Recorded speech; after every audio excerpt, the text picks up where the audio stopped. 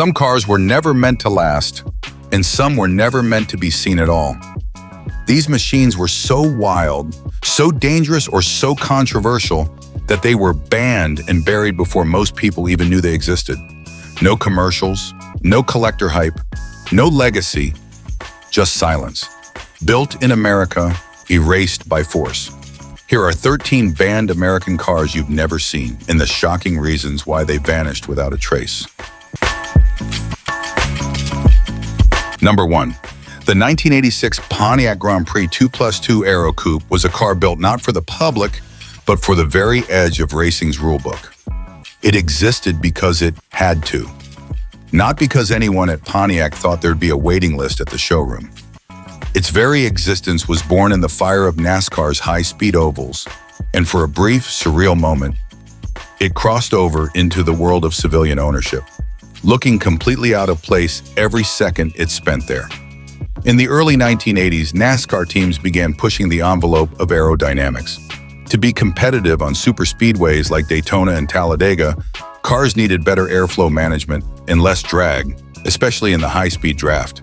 Chevrolet had already introduced the Monte Carlo SS Aero Coupe with its bubble rear glass and sloped deck to give its teams a massive advantage on the ovals. And Pontiac needed an answer fast. Enter the 2+2. The Grand Prix 2+2 Aero Coupe wasn't about luxury, style, or even comfort. It was a homologation special, a car created purely so that NASCAR would allow the race version to run. To satisfy NASCAR's minimum production requirement, Pontiac built just 1,225 of these oddball machines in 1986. Each one featured a unique nose cone with an aggressively rounded front end, flush-mounted composite headlamps, and a large curved rear window meant to reduce aerodynamic turbulence. It was all done in the name of speed, not style, and it showed. Under the hood was a relatively uninspiring 305 cubic inch small block V8 making just 165 horsepower, mated to a 4-speed automatic transmission. It was hardly quick, a fact that confused the few customers who bought one, thinking they were getting a race car for the street. Despite its track-bred appearance, the 2+2 had the heart of a taxicab. The interior was pure mid-80s GM, wide bench seats, column shifter, cheap plastics, and a dashboard layout that felt about 10 years behind the times. Options were minimal, and the car was only available in silver, with dark gray graphics and a red interior. It looked like it came out of a single mold, because it practically did. But the real story isn't what the car was, it's why it existed. Pontiac engineers were scrambling to keep Richard Petty's race team competitive in NASCAR's aerodynamic wars.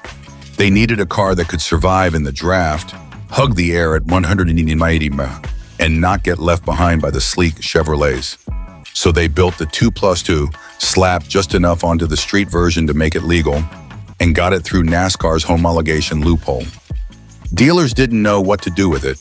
It wasn't a Grand Prix in the traditional sense, and it certainly wasn't a Monte Carlo SS. Many 2+2s sat unsold on lots for months, even years. Some were bought by collectors who understood the rarity. Others were sold at deep discounts to confuse buyers who thought they were getting some kind of futuristic muscle car. The irony? NASCAR changed the rules almost immediately afterward, making the 2+2 irrelevant overnight. Its racing advantage was erased, its production stopped, and Pontiac never followed up with another version. The car faded quickly from public view, with most people never realizing what it was or why it had existed in the first place. Today, the 1986 Grand Prix 2+2 Aero Coupe is a curious anomaly. A car that looks fast but isn't, built for a racing series but never destined to win hearts on the street. Yet for all its oddness, it remains one of the rarest Pontiac muscle variants ever made, a true one-year-only homologation ghost. It looked like it was built for speedway air, not suburban driveways, recalled a former Pontiac regional sales manager. Customers didn't get it. Hell, half of us at Pontiac didn't even get it. And yet, that's exactly what makes it legendary. Not because it was fast, not because it was stylish, but because it was pure. A car born from necessity, built for a purpose, and then erased once that purpose no longer mattered. The 2+2 was Pontiac's last weird salute to racing loopholes and aero trickery. And the only place it ever really belonged was at full throttle, screaming through the banking at Daytona. Number 2. The 1963 Ford Galaxie R-Code Lightweight was not merely a car, it was a strategic missile disguised as a full-size family sedan. Built for one purpose only, total domination at the drag strip, this machine was the apex predator of Ford's factory-backed Superstock program. But to understand just how radical and dangerous this car truly was, you have to step back into the mindset of early 1960s Detroit, a time when automakers waged open war on the quarter mile, and the showroom was just the front line of an arms race being fought in 1,220 feet at a time. Underneath the long, intimidating hood sat Ford's most violent engine to date, the 427 cubic inch FE V8, codenamed R. Topped with dual Holley 4-barrel carburetors and backed by a bulletproof top-loader 4-speed manual, this monstrous power plant officially made 425 horsepower. But insiders and racers alike knew the real number was closer to 500. It snarled like a wounded animal, revved viciously to 7,000 RPM, and delivered the kind of torque that could twist the frame rails if you weren't careful. It wasn't just an engine, it was a threat. But what set the R-Code Galaxie apart wasn't just what it had, it was what it didn't have. Ford's engineers, taking lessons from their earlier success with the 406-powered lightweight cars, went on a ruthless weight loss campaign. The hood, fenders, bumpers, radiator support, and even the inner fender aprons were made of aluminum. Anything that didn't make the car faster was deleted. Heater, radio, sound insulation, carpet, armrests, mirrors, even the trunk mat. Ford even used thinner gauge steel for the frame in certain places to shave every possible ounce. The result was a 3,400-pound full-size car with the power-to-weight ratio of a much smaller machine. Driving one on the street was a wild, ill-advised gamble. With 4.11 or optional 4.57 drag strip gears in the rear axle, these cars were screaming at redline at just 60 miles per mile. The noise was deafening, the ride harsh and raw. The thin bucket seats barely held you in place. The manual drum brakes were terrifying, and the giant engine constantly threatened to overheat in traffic. It vibrated, it roared, it demanded your full attention every second behind the wheel. This was not a car for date night or grocery runs. This was a car that wanted to fight.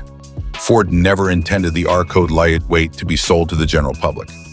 These were white paper cars quietly distributed to favored drag racers, many through the back doors of performance dealerships like Tasca Ford and Bob Ford in Dearborn.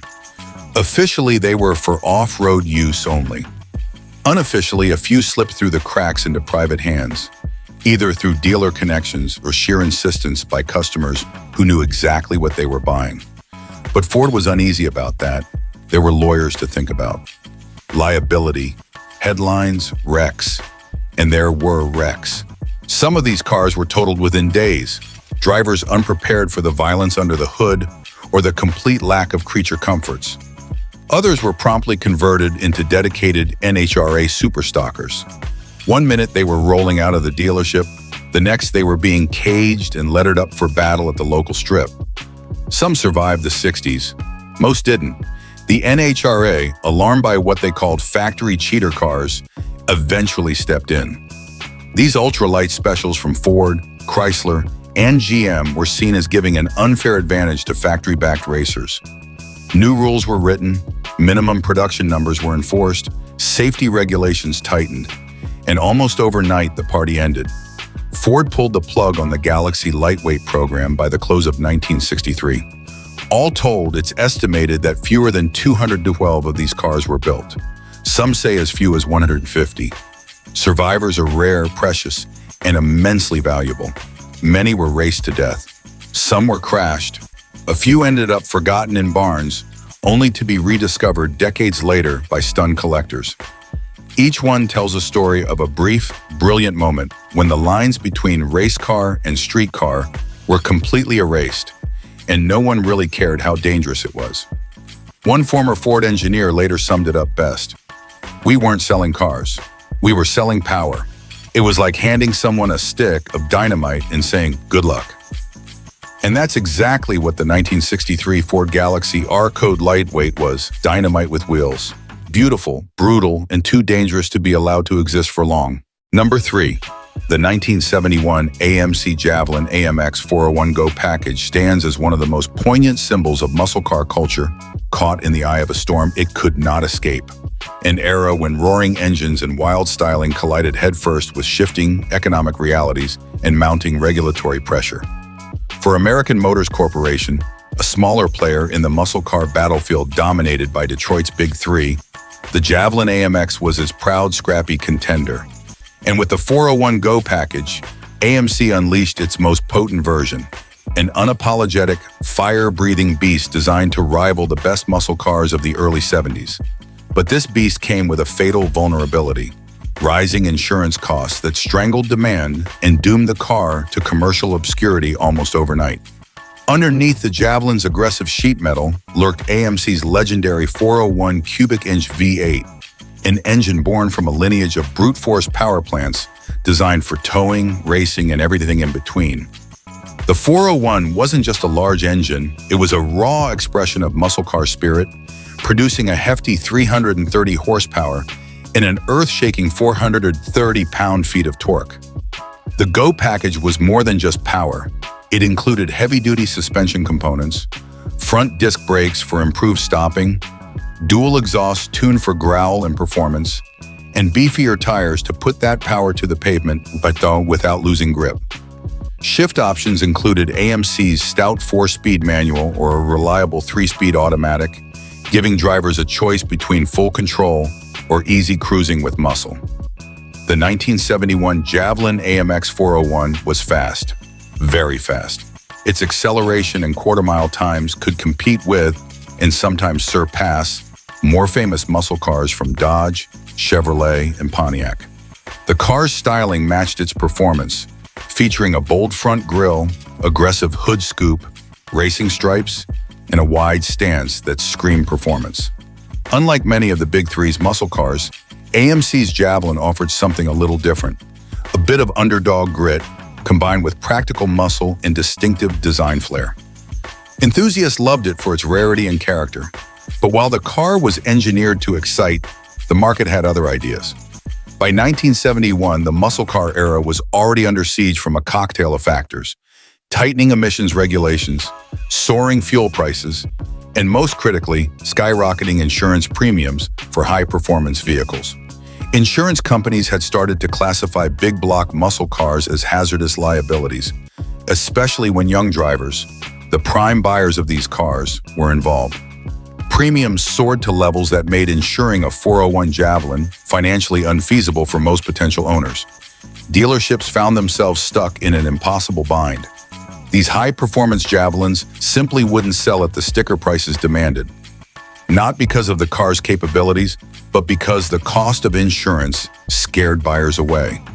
Many dealers reported that the 401 models sat on their lots for months, sometimes over a year, gathering dust and draining resources. The excitement and momentum that AMC hoped to build were crushed before they could really take off. The financial and regulatory environment forced AMC to make a difficult decision. In 1972, barely a year after its release, the company quietly discontinued the 401 Go package. The muscle car fire that AMC had ignited was already flickering out, replaced by smaller engines, softer styling, and a growing emphasis on fuel economy and emissions compliance. The Javelin AMX 401 was the last great muscle car hurrah from AMC, the last firework before the lights went out, as many enthusiasts now call it. The impact of this decision was felt deeply among AMC's faithful. For many, the Javelin AMX 401 was a symbol of what could have been, a muscle car that combined American brawn with unique style and a scrappy, independent spirit. Dealers who had bet on the model found themselves burdened with unsold inventory, while performance fans lamented the loss of a true competitor in a field crowded by Detroit's giants. One AMC dealer who lived through the era recalled the frustration vividly.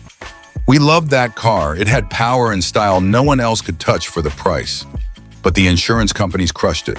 No one could afford to drive them, even if they wanted to. We'd have had a winner on our hands if it weren't for that. Today, the 1971 AMC Javelin AMX 401 Go package is a rare and treasured collector's item. With limited production numbers and a short sales life, surviving models are prized for their brutal power, unique place in muscle car history, and the bittersweet story they represent, a last bright spark before the golden age of muscle cars began to fade into history. The Javelin AMX 401 stands as a testament to a time when American muscle was raw, bold, and dangerously alive, even as the winds of change blew hard against it. Number 4. The story of the 1993 Ford Mustang GT 5.8 Lightning prototype is a fascinating glimpse into a path not taken, a tantalizing what-if that still ignites passion among Mustang enthusiasts and automotive historians alike. It was a car that, had it made it to production, might have dramatically reshaped the landscape of American muscle cars in the early 90s. Yet, despite its immense potential, it was quietly shelved, a victim not of engineering failure or poor market response, but of corporate politics and strategic product positioning. To understand why the 5.8 Mustang never saw the light of day, you need to understand the delicate balancing act Ford was performing during this turbulent era. In the early 1990s, Ford was deeply invested in rebuilding the Mustang's reputation after the disappointing late 80s and early 90s models. The Fox body Mustang, introduced in 1979 and continually updated through the 80s and early 90s, was a lightweight, nimble platform beloved by enthusiasts but criticized for lacking the kind of power and prestige that muscle car fans expected. Ford's Special Vehicle Team, SVT, had recently launched the SVT Cobra in 1993, a high-performance Mustang variant with a tuned 5.0-liter V8 designed to reclaim Mustang's muscle car glory. At the same time, Ford had also introduced the Lightning, a high-performance version of the Ford F-150 pickup, powered by a potent 5.8-liter V8. The Lightning's engine was a thoroughly modern iteration of Ford's modular V8 lineup, boasting impressive horsepower and massive torque that made it a runaway hit in the performance truck segment. The idea to transplant a detuned version of the Lightning's 5.8-liter V8 into the Fox body Mustang GT was a stroke of engineering genius. This wasn't just shoehorning a bigger engine under the hood. It was about creating a muscle car that leveraged the Lightning's raw torque and modern engine technology, married to the Mustang's lightweight, agile chassis. Ford engineers built a prototype test mule, fitting the 5.8 V8 into the Mustang GT with minimal changes to the rest of the car. Initial testing that showed the combination was spectacular. The 5.8 Mustang was faster off the line, more powerful across the rev range, and yet retained the drivability and balanced feel Mustang fans expected. The performance figures were jaw-dropping for the time. The Lightning's 5.8 V8 produced roughly 240-280 horsepower, depending on tune, but its real strength lay in torque, plenty of it, delivered early and consistently, giving the Mustang an explosive punch out of corners and an aggressive mid-range surge that eclipsed the 5.0-liter V8 in the standard GT. The car felt muscular and aggressive without losing its composure or turning into an uncontrollable beast. Test drivers reportedly marveled at the blend of power and poise, calling it an exciting evolution of the Fox Mustang's capabilities. However, the prototype was doomed not by its engineering, but by corporate strategy. Ford's product lineup was carefully curated, especially in the high-performance segment. The SVT Cobra was Ford's official flagship Mustang, designed to be the fastest, most powerful factory Mustang available. It was a symbol of Ford's commitment to performance, with a marketing push behind it that elevated the brand's image. Introducing a 5.8 Mustang GT risked cannibalizing sales from the Cobra. It was simply too similar, and in many respects, too compelling. Moreover, the Lightning pickup was carving out its own niche in the performance market, and Ford was keen to preserve its unique appeal. Having the same engine in both the Mustang and the Lightning would blur the distinct identities Ford wanted to maintain. Executives feared the overlap would confuse buyers and dilute the impact of both vehicles. The Mustang needed to be distinct from the pickup, and the Cobra needed to be the unquestioned top dog among Mustangs. Marketing, branding, and sales strategy trumped engineering innovation. So the 5.8 Mustang project was quietly killed. Ford refocused its efforts on refining the SVT Cobra and supporting the Lightning as separate, distinct performance machines. The prototype disappeared into the shadows. Only one test mule is known to survive today, a rare artifact and a whispered legend among Mustang aficionados. The story of the 1993 Mustang GT 5.8. Lightning is a perfect example of how sometimes brilliant engineering can fall victim to the complex economics and brand management considerations of the auto industry. As one former Ford engineer dryly summarized, it made too much sense, and that's exactly why it died. It wasn't that the car wasn't good, it was just too good for the product lineup we were trying to maintain.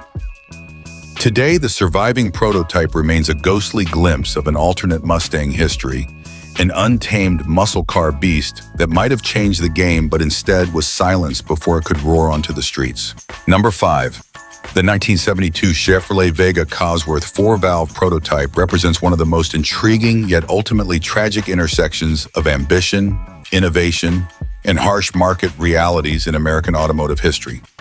At a time when the muscle car era was winding down and compact cars were starting to gain traction, Chevrolet sought to reinvent the Vega, a lightweight, economy-focused vehicle that had gained a mixed reputation. With a sophisticated, high-performance powertrain developed in collaboration with Cosworth Engineering, the legendary British racing outfit known for their cutting-edge engines in Formula One and touring car racing.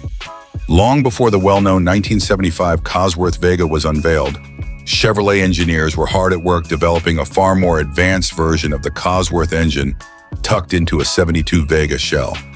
This engine was a technological marvel for its day, a 2.0-liter inline-four with twin overhead camshafts and a revolutionary 16-valve cylinder head designed by Cosworth, pushing the Vega's performance far beyond its original humble roots. Unlike the production Vega's 2.3-liter OHV overhead valve, aluminum block engine, which struggled with reliability and emissions, the Cosworth 4-valve was crafted with racing pedigree in mind.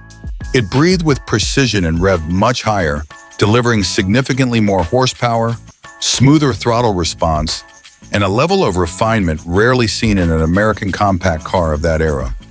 During development and testing, the 1972 Vega Cosworth prototype demonstrated performance figures that would have rivaled popular European sporty compacts such as the BMW 2002 and Alfa Romeo GTV. Cars that were beloved for their balance of power, handling, and engineering finesse. The Cosworth engine gave the Vega a crisp, eager personality that made it genuinely fun to drive. Test drivers marveled at its high-revving nature and how it transformed the Vega from a basic economy car into a genuine performance machine capable of holding its own on winding roads and even the track. However, despite the technological breakthroughs, a host of brutal realities soon surfaced, realities that American automakers had to face as the 1970s began. The first and most glaring issue was cost. The twin-cam 16-valve Cosworth engine was expensive to produce. Its components required precise machining, high-quality materials, and careful assembly. This complexity translated into production costs that threatened to push the Vega's price well beyond the reach of its intended market segment, economy-minded buyers who expected affordability above all else. Chevrolet simply could not justify putting such an expensive engine into a car that was largely sold to cost-conscious customers. Then there was the ever-tightening noose of emissions regulations.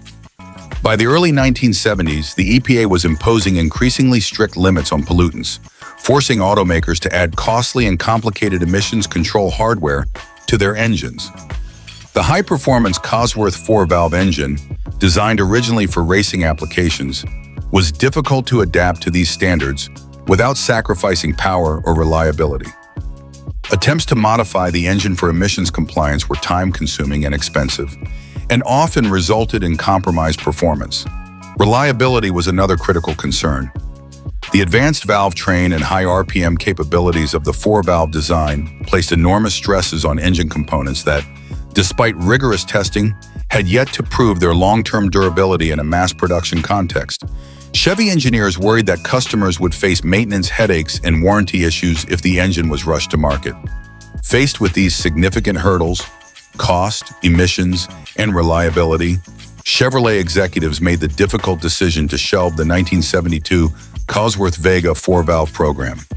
The car never left the test track, never reached dealerships, and became a ghost car in GM's archives. The program was put on ice for nearly 3 years while Chevy recalibrated its approach. When the Cossworth Vega finally debuted in 1970, it came with a more conservative, 2-valve version of the Cossworth engine. While this engine lacked the sophistication and raw excitement of the 1972 prototype, it was far more practical, easier to manufacture, simpler to certify for emissions, and more reliable for everyday driving. The 1975 Cossworth Vega was a niche product, beloved by enthusiasts, but ultimately overshadowed by the rising tide of fuel economy concerns and the decline of the muscle car era. Reflecting on the 1972 prototype years later, one of the engineers involved remarked, "It had European finesse and American headaches. It was an incredible engine, light, rev-happy, and advanced. But the cost and emissions regulations were like a vice squeezing the life out of it. The timing just wasn't right." Today, the 1972 Chevrolet Vega Cossworth 4-valve prototype exists almost as a legend. Number 6. The story of the 1991 Dodge Spirit RT AWD prototype is one of those rare, almost mythic chapters in automotive history where innovation, raw performance, and corporate strategy collided in a way that forever altered the course of a vehicle, and possibly an entire brand. To understand just how groundbreaking and yet tragically sidelined this car was, you need to appreciate the state of the American sedan market in the early 1990s. The bold ambitions behind the Spirit RT and the internal forces that ultimately suffocated its promise before it ever reached the public. In 1991, the Dodge Spirit RT was already carving out an impressive niche as one of the fastest American 4-door sedans on the market. It featured a turbocharged 2.5-liter inline-4 engine, producing a robust 224 horsepower and an impressive 217 of torque, figures that allowed it to rocket from 0 to 60 mph in just over 6 seconds, remarkably quick for a family sedan of that era. With sport-tuned suspension, aggressive styling cues, and a price point far below the imported European and Japanese competitors, the Spirit RT was an underdog success story. Yet Dodge engineers felt it could be even better. Enter the idea of all-wheel drive. The early 90s were a turning point in automotive technology, with AWD systems becoming increasingly popular, especially among European and Japanese automakers. AWD promised enhanced traction, superior handling, and confidence-inspiring stability in all-weather conditions, qualities rarely seen in American sedans.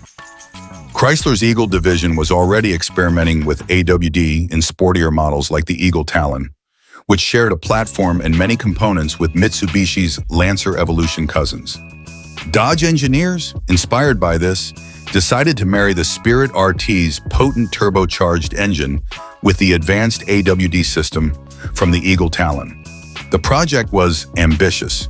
Fitting AWD hardware into a front-wheel drive sedan required substantial engineering changes to the drivetrain, suspension, and chassis. But the team pushed forward, building 2 prototypes for testing. These cars retained the Spirit's spacious, practical 4-door body, but gained a dramatically enhanced grip and handling package thanks to the Talon's AWD components. The results in testing were stunning. The AWD Spirit RT exhibited razor-sharp handling, improved acceleration thanks to better traction, and confident stability on wet or slippery roads that crushed rivals in its class. Engineers reported it could outperform not only other American sedans, but also many European performance cars that were priced far higher. The AWD system allowed the car to put its power down flawlessly out of corners and on launches, shaving seconds off sprint times. Drivers found the car thrilling and reassuring, able to transition between spirited backroad driving and everyday practicality with ease. However, despite the technical brilliance and enthusiastic support from engineers and test drivers, the AWD Spirit RT never stood a chance in the face of corporate realities. Chrysler executives worried about the cost of retooling and modifying the Spirit's platform for production AWD. The Spirit, though fast, was still a niche performance trim in a segment that was quickly evolving toward economy and emissions regulations. The expense and complexity involved in producing an AWD version threatened to undermine profitability and distract resources from other higher priority projects. Moreover, Dodge's product planners were concerned about market overlap and brand dilution. The AWD Spirit might compete too directly with the Eagle Talon, which Chrysler was keen to position as its AWD performance halo. Adding AWD to the Spirit could confuse customers and cannibalize sales within the company's own lineup. The fear was that having two very similar AWD performance vehicles could lead to internal competition rather than expanding market share. As a result, the AWD Spirit RPRT was quietly killed. The two prototypes were stored away, disappearing into Chrysler's vault of unreleased projects, becoming a legend only known to insiders and a handful of enthusiasts. Internal memos show the AWD Spirit consistently outperformed several upcoming Chrysler vehicles in testing, including some future production models, underscoring the bitter irony that the best-performing sedan was the one that never made it to market. One engineer involved in the program later summed it up succinctly. It beat everything in testing, including Chrysler's own future. But sometimes being too good just isn't what the company wants. It was a victim of politics and not capability. Today, the 1991 Dodge Spirit RT AWD prototype remains a hidden gem, a tantalizing glimpse of what American sedans could have been had innovation and corporate strategy aligned differently. It stands as a testament to a brief moment when Dodge had the technology and vision to redefine performance. Number 7. The 1969 Chevrolet Camaro ZL2 454 prototype occupies a special, almost mythical place in muscle car history. A wild chapter where raw ambition crashed headlong into the harsh realities of engineering limits, legal regulations, and corporate risk management. While the Chevrolet Camaro had already established itself as a formidable pony car, rivaling Ford's Mustang and Dodge's Challenger, the idea of shoehorning the gigantic 454 cubic inch big block V8 into its comparatively compact and lightweight chassis was a gamble so audacious that it teetered on the edge of madness. This was a vision that promised to unleash earth-shattering power and muscle car dominance, but instead collided with the brutal truths of torque, drivetrain durability, emissions regulations, and business sense. Before the legendary 1970 Chevelle LS6 454 became one of the most celebrated muscle car engines in history, Chevy's engineers toyed with the idea of transplanting this big block behemoth into the Camaro. The 454 V8 was an engine that had already earned its reputation for raw grunt and torque, used primarily in full-size performance cars and trucks that were built to handle such force. The plan was to create a Camaro that could outmuscle anything else on the street or strip, a car that combined the Camaro's nimbleness with the unrelenting power of the 454. But from the moment the ZL2 prototype came alive on the test track, it became clear that the Camaro's platform was simply not engineered to contain the 454's fury. The massive torque, frequently exceeding 450 pound-feet and rumored to be over 500 in some test engines, was too much for the Camaro's rear end. Axles, differentials, and drive shafts snapped under the strain like brittle twigs. Transmissions, even heavy-duty units, shredded rapidly. Clutches couldn't hold the power. The chassis itself was pushed to the brink, with suspension components flexing and bending in ways they never should. The car was, quite literally, breaking itself apart. Mechanically, the prototype was a nightmare. Test drivers described it as a beast that unleashed unrelenting power, but was impossible to tame or reliably drive on the street. The raw output was brutal and exhilarating, but came at the cost of utter mechanical fragility. Every run risked catastrophic failure, and maintenance demands were enormous. Adding insult to injury, the Camaro ZL2's monstrous 454 engine was a nightmare in terms of emissions compliance. The late 60s were the dawn of increasingly strict federal emissions regulations in the United States, and muscle cars were under pressure to reduce pollution and improve fuel economy. The big block 454, with its enormous displacement, aggressive camshafts, and high-flow heads, emitted exhaust gases that were impossible to bring within these limits using the technology available at the time. Attempts to fit catalytic converters, air injection systems, or other emissions hardware compromised the engine's performance drastically, undermining the whole point of the project. Within Chevrolet's engineering teams, the ZL2 was a dream machine, a symbol of ultimate muscle car potential. Engineers and test drivers loved its brutal power and thunderous sound. It was everything muscle car fans hoped for, a ferocious stallion ready to trample the competition. But corporate executives saw a very different picture. A liability that threatened costly warranty claims, negative publicity, and regulatory headaches. The car's mechanical fragility and emissions problems made it a non-starter for mass production. The backlash was swift and decisive. Chevrolet executives pulled the plug on the ZL2 program almost immediately. The prototypes were dismantled or relegated to the archives, and the idea of a big block 454 Camaro was shelved indefinitely. Chevrolet instead focused on more practical big block applications, such as the 1970 Chevelle SS, which was better equipped to handle the enormous engine's power and torque. One engineer who witnessed the program's demise summed up the ZL2's legacy succinctly. It twisted axles, broke transmissions, and never saw daylight. It was illegal from the start. Too much power for too little car. The Camaro chassis simply wasn't built for that kind of beast. Today, the 1969 Camaro ZL2 454 prototype exists almost as a ghost, an almost mythical what-if that embodies the extremes of muscle car engineering and the limits imposed by real-world physics and regulations.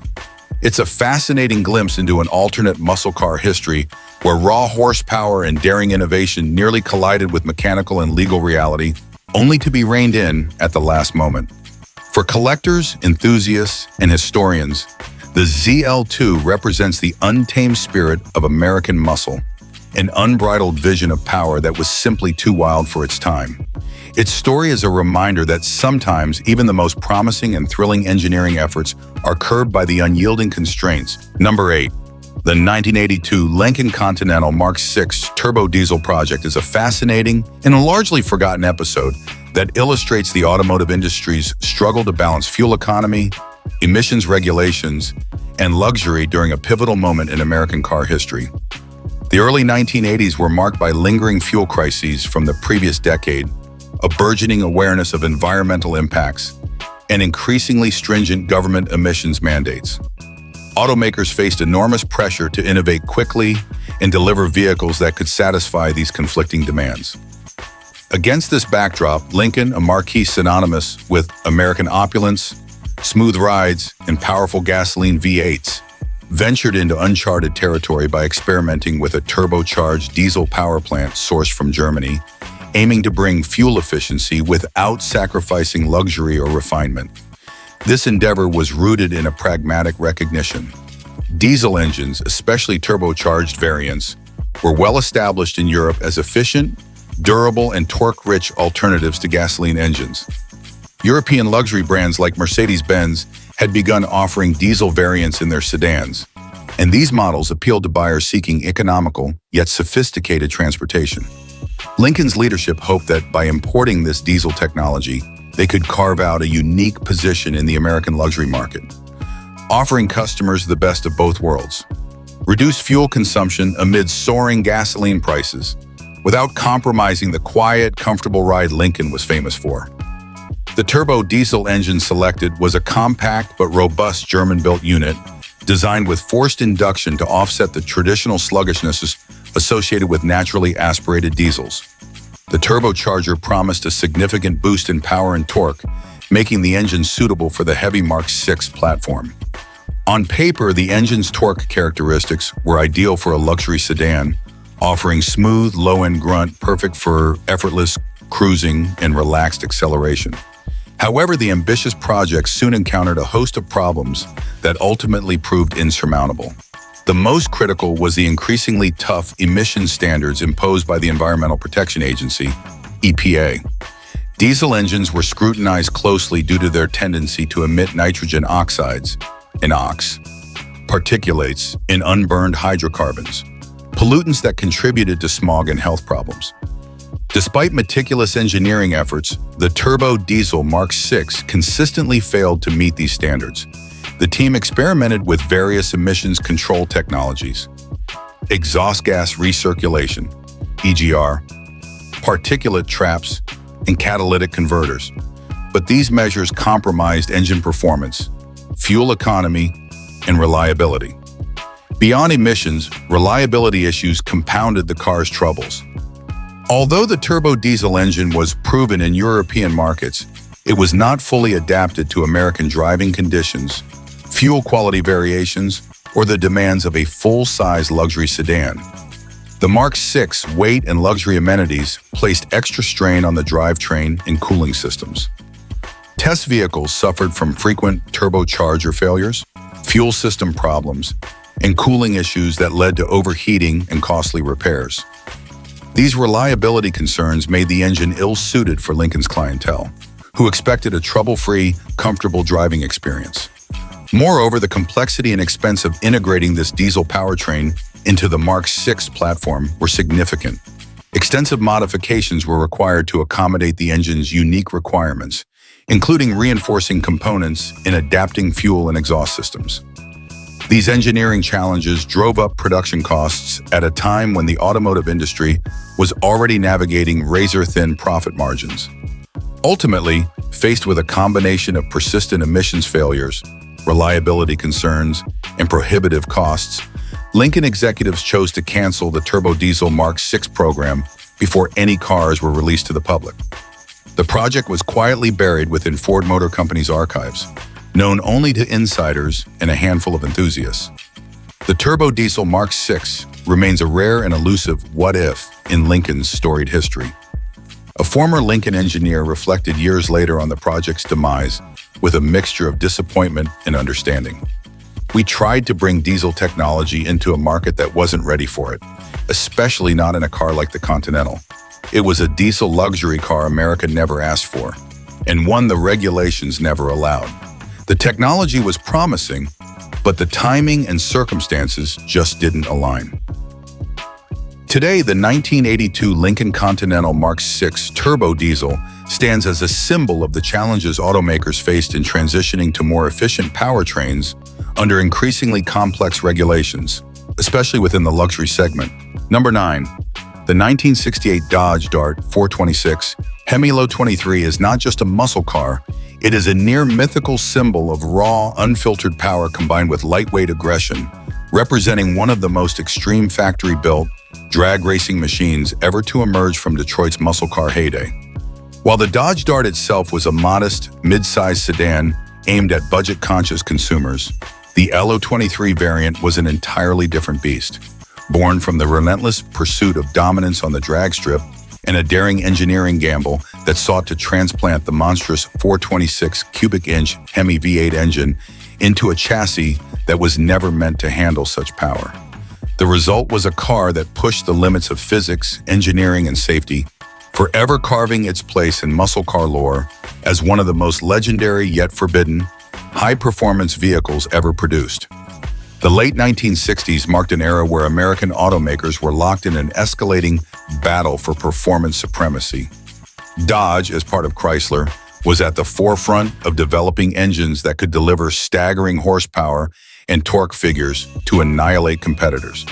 The 426 Hemi engine, introduced in 1964 and refined over the following years, was a marvel of engineering. A race-bred powerhouse with hemispherical combustion chambers that allowed for better airflow and combustion efficiency. It quickly earned the nickname Elephant Engine for its immense displacement, size, and brute strength. This engine was a staple in NASCAR, drag racing, and muscle cars such as the Plymouth Hemi Cuda and Dodge Charger RT.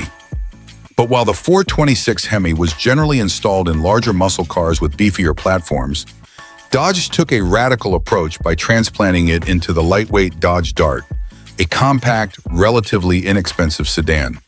This was done to exploit the power-to-weight advantage, creating a rocket ship that could sprint down the drag strip with terrifying acceleration. The LO23 was the factory code for this special drag racing package, designed to meet NHRA Superstock class requirements, that mandated a minimum number of street-legal cars be produced for homologation purposes. Only 80 such Hemi Dart LO23s were ever built, underscoring how rare and specialized these cars were. Unlike typical muscle cars, these darts were stripped down to the essentials to keep weight as low as possible. Dodge employed lighter body panels, removed unnecessary sound deadening, and used racing components throughout. This bare-bones approach amplified the rawness of the car's character. Every vibration, roar, and shudder was magnified as the Hemi's massive torque twisted the chassis and drivetrain. Performance figures for the 426 Hemi Dart were astounding for its size and era.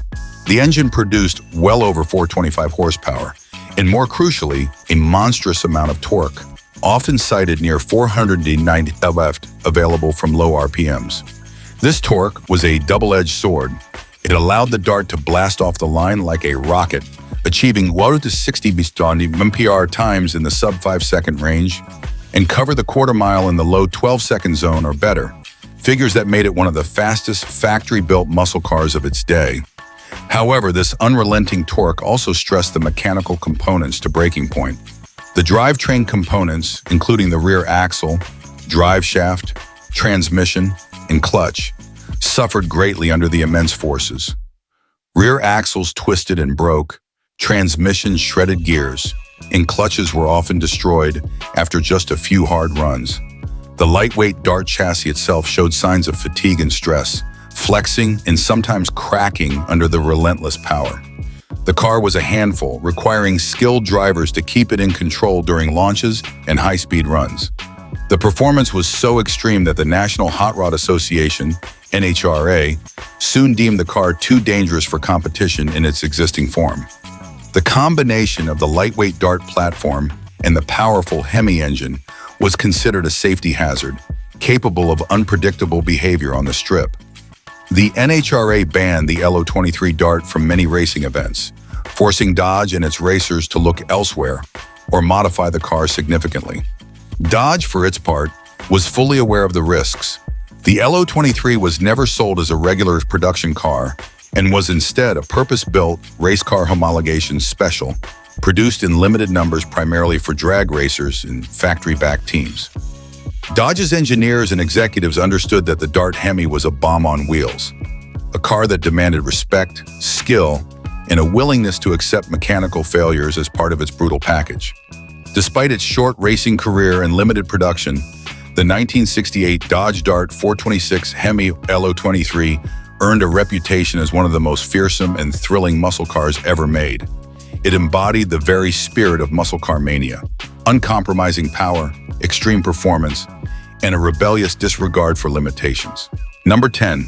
The 1990 Chevrolet Camaro B4C Police Package 454 prototype represents one of the most striking and cautionary tales in the annals of muscle car experimentation.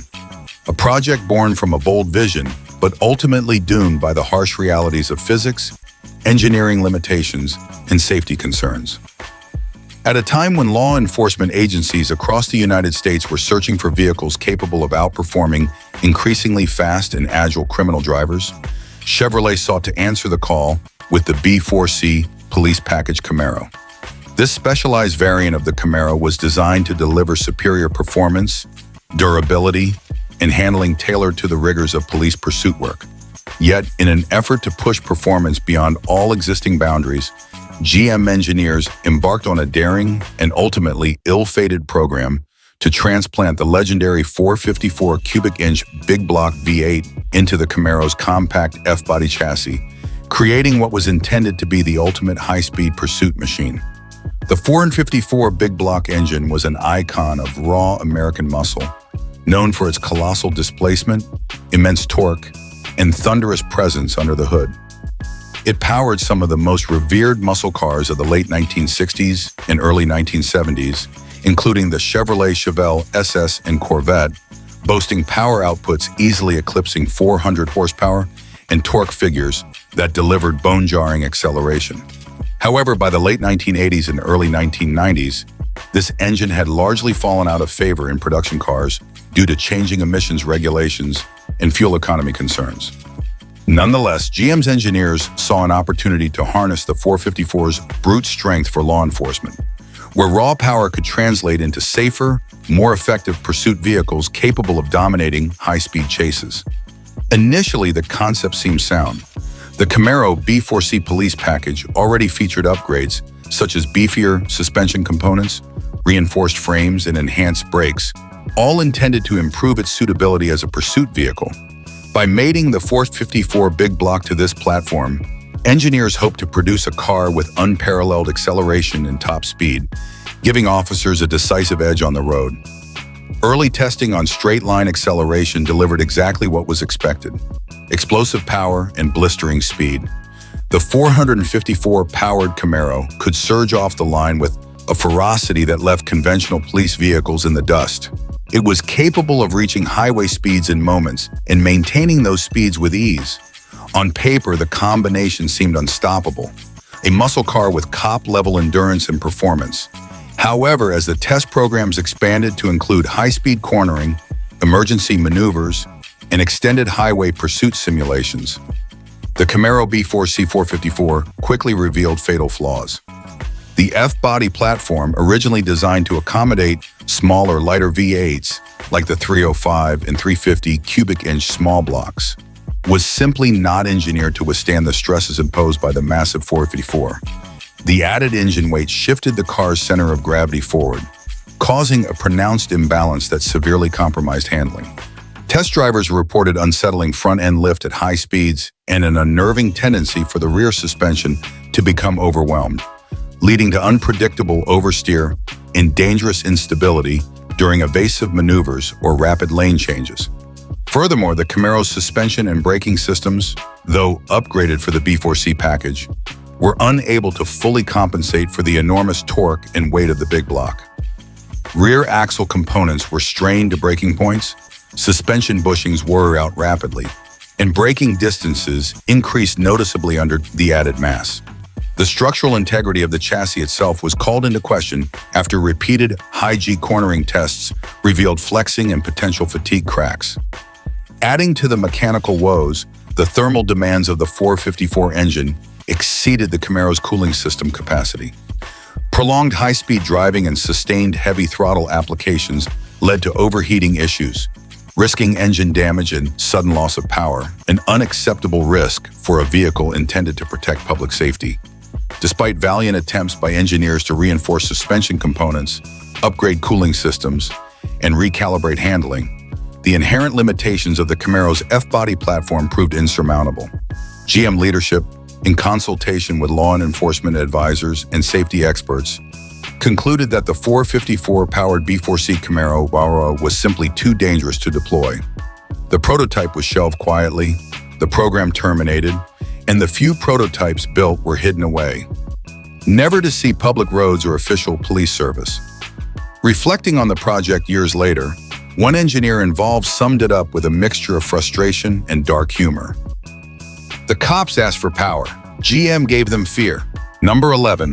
The 1901 Oldsmobile 442 W43 prototype stands as a powerful testament to the muscle car era's dying roar, a fierce last-ditch effort by Oldsmobile engineers to push the performance envelope before the tightening grip of emissions regulations and safety mandates would silence the roar of big American V8s forever. In the years leading up to 1971, the Oldsmobile 442 had already carved out a reputation as a serious muscle machine, blending solid performance with a touch of refined style. Yet, behind closed doors, Oldsmobile's engineers were dreaming even one bigger, crafting an experimental W43 engine package that promised to blow away the competition with over 500 horsepower, powered by massive ported cylinder heads and aggressive tuning. The W43 engine was a radical upgrade of Oldsmobile's venerable 400 cubic inch V8, designed to compete head-to-head with the dominant muscle cars of the era: Chevrolet's 454 big blocks, Ford's Cobra jet Mustangs, and Mopar's Hemi Chargers. What set the W43 apart was its massive, hand-ported cylinder heads designed to maximize airflow, allowing for enormous combustion efficiency and power output well beyond the factory standard. Early test engines reportedly pushed power well over the 500 horsepower mark, An astounding figure for the time, especially considering the car's relatively balanced chassis and sophisticated suspension setup. Oldsmobile's engineers installed these experimental power plants into pre-production 442 test beds, creating prototype cars that could unleash staggering speed and acceleration. The cars reportedly ran low 13-second quarter miles in development trim, remarkably quick for a full-size muscle car. This raw power was paired with heavy-duty transmissions, suspensions tuned for stability, and wide tires intended to put the grunt to the pavement. But just as the W43 prototype was poised to usher Oldsmobile into a new muscle car dominance, regulatory realities slammed the door shut.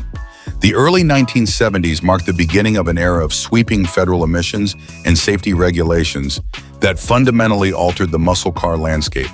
Stricter rules on exhaust emissions, fuel economy mandates, and increasing concerns about vehicle safety made it nearly impossible for Oldsmobile to bring the W43 to production.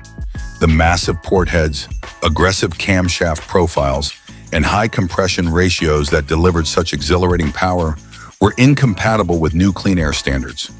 Even detuning the engine to meet regulations would have sapped most of the power and excitement that made the W43 special. On the safety front, the muscle car era was also coming under pressure with new federal crash standards and equipment requirements that added weight and complexity, further eroding performance margins. As a result, corporate priorities shifted toward compliance and survival rather than high-performance glory. Faced with these unyielding challenges, Oldsmobile made the difficult decision to kill the W43 project before it ever reached public eyes or showroom floors. The pre-production prototypes were shelved, their engines dismantled or relegated to museum collections and private garages.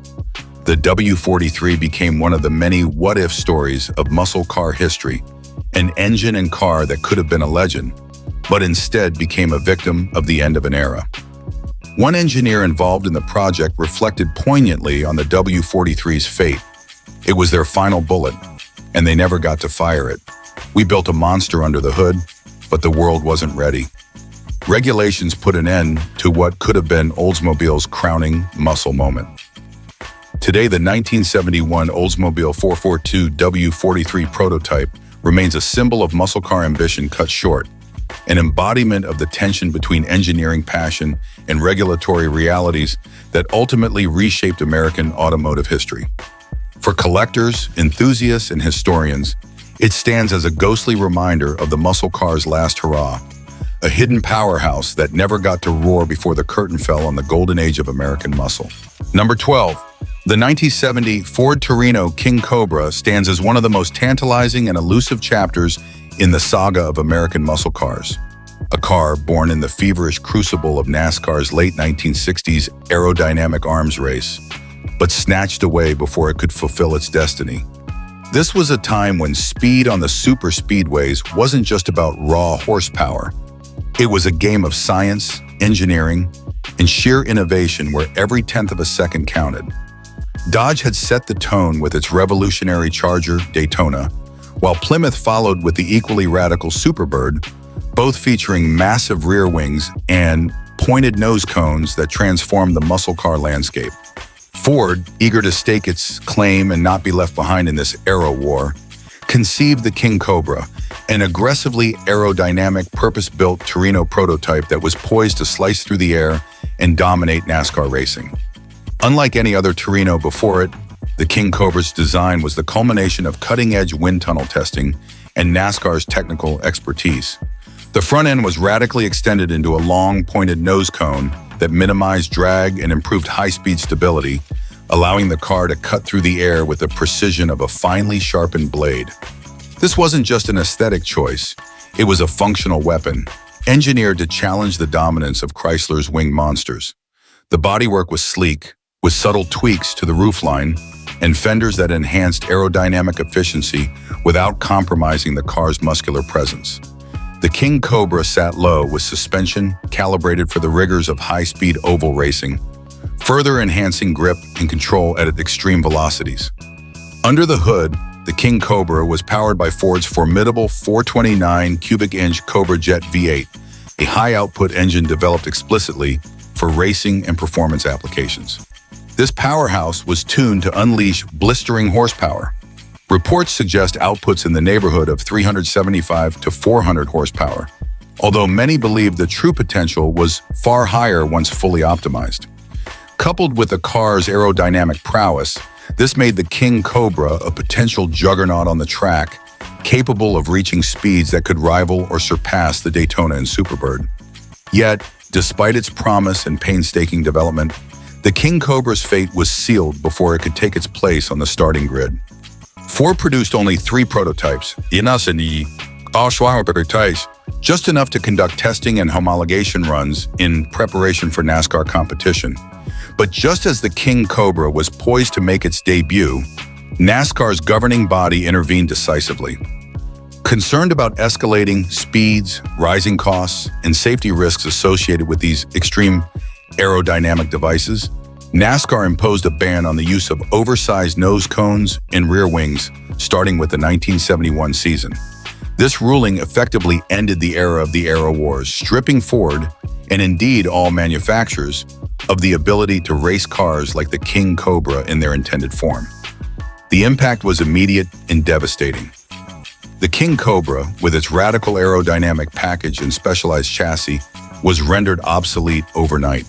Without the aero enhancements that made it competitive, the car's performance advantages evaporated. Ford shelved the project, withdrawing the 3 prototypes from testing and burying them deep within the company's archives. The car's promise was never fulfilled on the racetrack, and it faded into relative obscurity. An unspent arrow, a weapon crafted but never fired.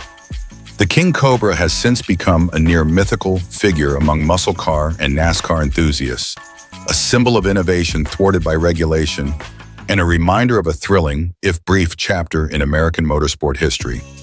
Ford engineers and insiders often refer to it as the dagger Ford never got to unsheath, capturing the sense of potential and frustration that surrounds the car's story. It was a tool of dominance and speed that could have rewritten the record books and cemented Ford's legacy in NASCAR's golden age, but instead became a whispered legend, known mostly through scant documentation, rare photographs, and the memories of a few who witnessed its brief life. Today, the 3 surviving King Cobra prototypes are prized collector cars and treasured artifacts of racing history. They stand as testaments to a time when muscle car manufacturers were locked in fierce competition, not just over horsepower, but over cutting-edge aerodynamics and technological innovation.